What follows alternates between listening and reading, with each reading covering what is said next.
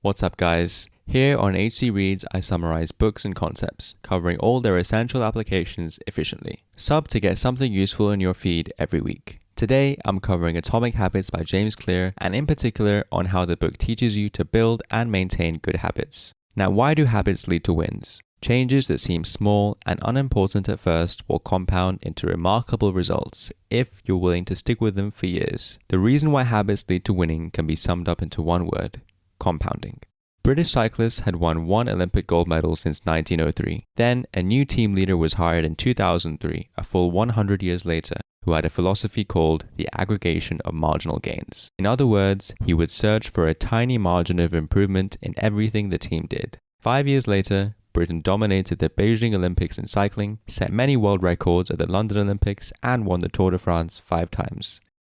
The lesson to learn is that we all overestimate the importance of one defining moment. The British leader could have changed the structure of the bike or chosen a different rider, but he focused on the small things. We all underestimate the value of small improvements daily. They may not be notable, but they can be far more meaningful in the long run. Now, progress via habits can be very strange. Breakthrough moments are the result of many previous actions. Take cancer, for example. It spends 80% of its life undetectable. Then it takes over the body in months. This is the hallmark of the compounding process: delayed gratification with little tangible change in the beginning. You must persist with habits until you break through the barrier. This graph shows a 1% improvement and decline every year. Until about the 3/4 mark, the results are very mediocre. Then there is an exponential increase in progress. The results will come. Just stay patient and grind it out.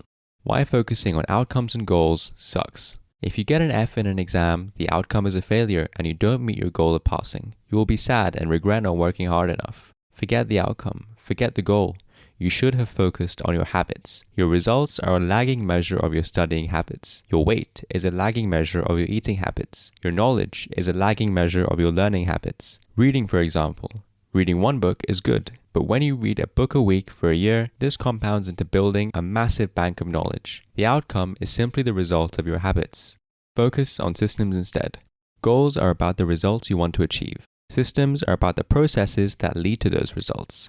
Spend more time designing your systems, not thinking about your goals. If your goal is to get a six-pack, then create a system to get it. Plan your meals, optimize your sleep, and make your workout schedule. We all have exactly the same goals. It's our systems that determine whether we achieve those goals. Follow the system. The score will take care of itself. But habits take up too much time.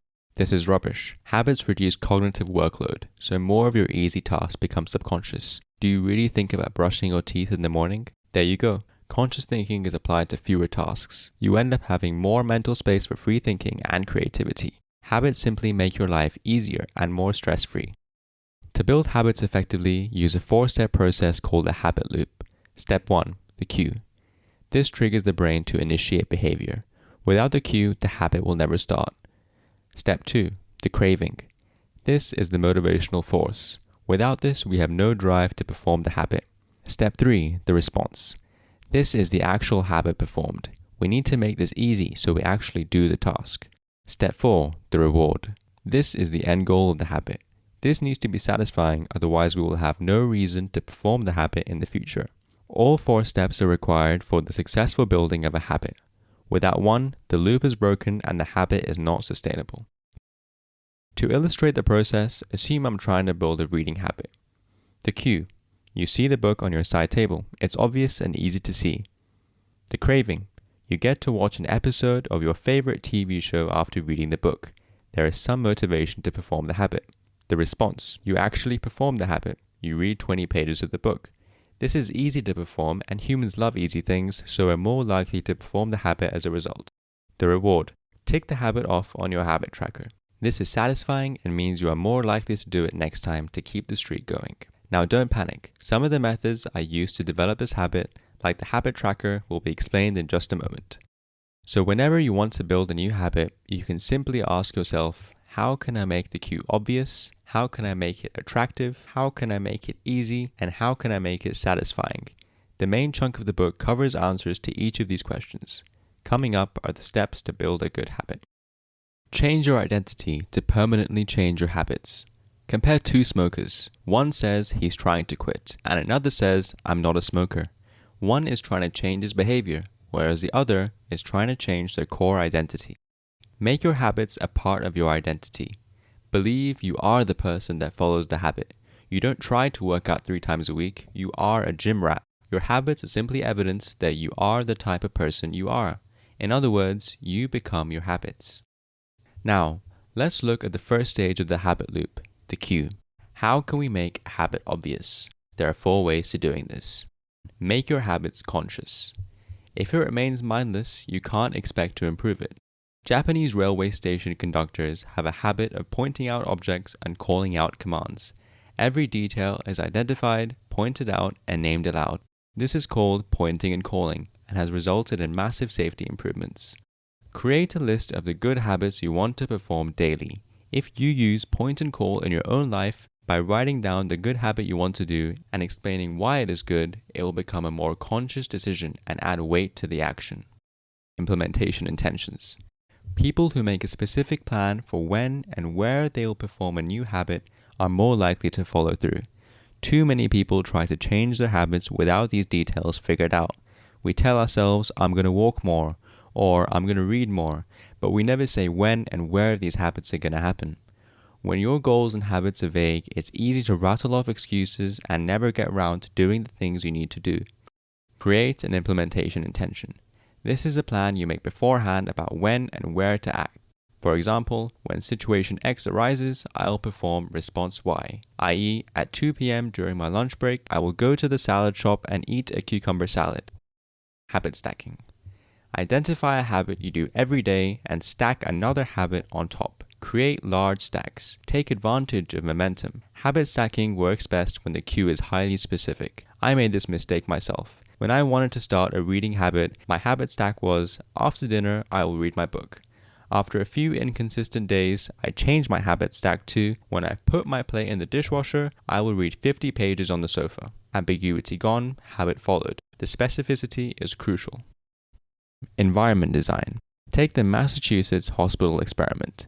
A physician changed how drinks were arranged in the hospital cafeteria. Water was now available in every fridge instead of only 50% of fridges. This led to soda sales crashing and water sales being hiked. The conclusion is that your habits change depending on your environment. For this reason, a small change in what you can see can lead to a massive shift in what you do. You need to redesign your environment so positive cues are seen more easily. Put the fruit in the visible area of the fridge. Put the guitar where you can see it. Put your phone away when you're working. The end result will be your cues being more obvious. Let's move on to the second stage of the habit loop, the craving. How can we make a habit attractive? The more attractive an opportunity is, the more likely it is to become habit forming. All the stuff we do in our free time, binging Netflix, going on social media, impulse buying, are all extremely attractive.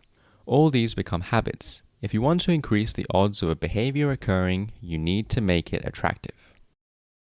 Temptation bundling. Pair an action you want to do with an action you need to do. For example, go to the gym and then allow yourself to watch your favorite TV show after, as a reward. You will look forward to the reward. Eventually, you will look forward to doing the habit you need to do as it forms a cue for the habit you want to do. Join a culture where your desired behavior is a normal behavior. An effective thing to do is to join a group who follow your habit. Your group sets the expectation for what is normal. For example, one study found that the higher your best friend's IQ at age 11, the higher your IQ would be at age 15, even after controlling for natural levels of intelligence.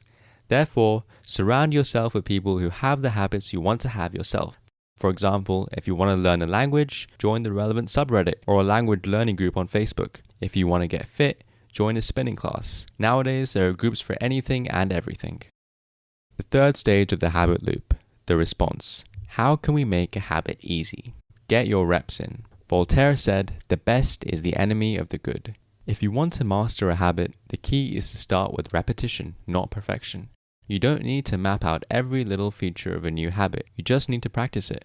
This is the difference between being in motion, which is planning and optimizing everything, and taking action. Motion doesn't produce results. Action does.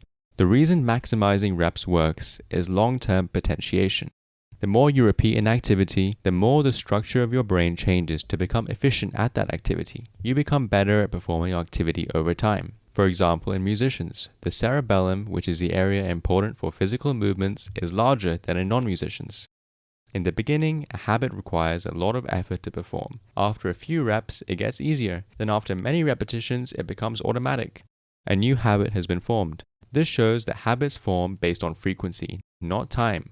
Focus on action and reps, not motion and planning. Design your environment. Habits like scrolling on your phone, checking email, watching TV, they all take up so much time because they can be performed without any effort.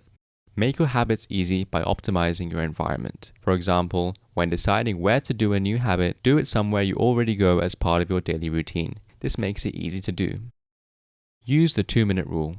Habits are like drugs. You get led down a path and you're speeding towards the subsequent behavior as a result. When you start a new habit, it should take less than 2 minutes. The idea is to make the habit as easy as possible, because once you start doing the right thing is easier to continue doing. You want a gateway habit that leads you down a more productive path. Your goal might be to run a marathon, but your gateway habit is to put on your running shoes. First, establish the habit, then work towards improving it.